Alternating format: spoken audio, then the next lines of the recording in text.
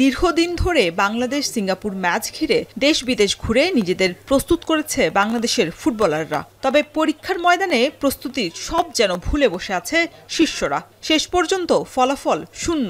Bangladesh Singapore match শেষে ভগ্ন হৃদয় নিয়ে রাতেই হোটেল ছেড়েছেন অনেক ফুটবলার। সকালে হামজা চৌধুরী, সমিত সোমরা উড়াল দেন একসাথে। পরিবারকে সঙ্গে নিয়ে দুপুরে হোটেল থেকে নিজ গ্রাম নোয়াখালীতে রওনা হন ইতালিয়ান প্রবাসী ফুটবলার ফাহমিদুল ইসলাম। জানিয়েছেন বাংলাদেশ দলে কাটানো মুহূর্তের কথা। সঙ্গে হামজা চৌধুরী এবং সমিত সোমদের সঙ্গে খেলার অভিজ্ঞতা জানালেন এই তরুণ footballer.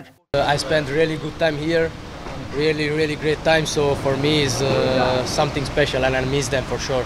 We wanted great result, but yesterday was not our day. That's it. So next time, inshallah, we try our best.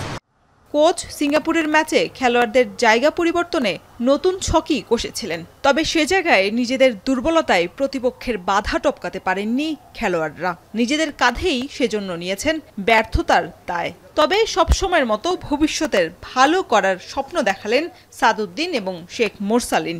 ওরা অ্যাডভান্টেজ পেয়ে গেছে এই জায়গায়, স্কোর করে ফেলছে। এই জায়গায় আমাদের আরও ভালো করার সুযোগ ছিল, আমাদের ডিফেন্ডারদের, ইভেন আমাদের গোলকিপারদেরও। তো আশা করি নেক্সট ম্যাচে আমাদের এটা ওভারকাম করব। বাট আমাদের পজিটিভ থাকতে হবে। সামনে আমাদের অক্টোবর নভেম্বরে বিগ ম্যাচ আছে। সো আমাদের মেন্টালি পজিটিভ রেখে সামনে ম্যাচগুলোতে ফোকাস করতে হবে। আমাদের টিম এখন আগের থেকে অনেক স্ট্রং। তাদের সাথে খেলতে পেরে আমিও খুব সৌভাগ্যবান যে তাদের মতো প্লেয়ার আমাদের টিমে এসে খেলতেছে। সো ট্রাই করব তাদের থেকে ভালো জিনিসগুলো শেখার জন্য। সিঙ্গাপুরের কাছে ৩ পয়েন্ট হারিয়ে পিছিয়ে পড়লেও আবারও এক হয়ে জয়ের গল্প লিখতে চায় বাংলাদেশের ফুটবলাররা। শরীফ রওশন, এখন ঢাকা।